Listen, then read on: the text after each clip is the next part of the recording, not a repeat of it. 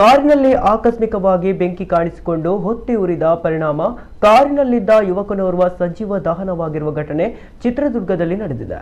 ಸಿದ್ದೇಶ್ವರ್ ಮೃತ ದುರ್ದೈವಿ. ಸಿದ್ದೇಶ್ವರ್ ಕಾರಿನಲ್ಲಿ ಹಿರಿಯೂರಿನಿಂದ ಅರಳಿಕಟ್ಟೆಗೆ ಮರಳುತ್ತಿದ್ರು.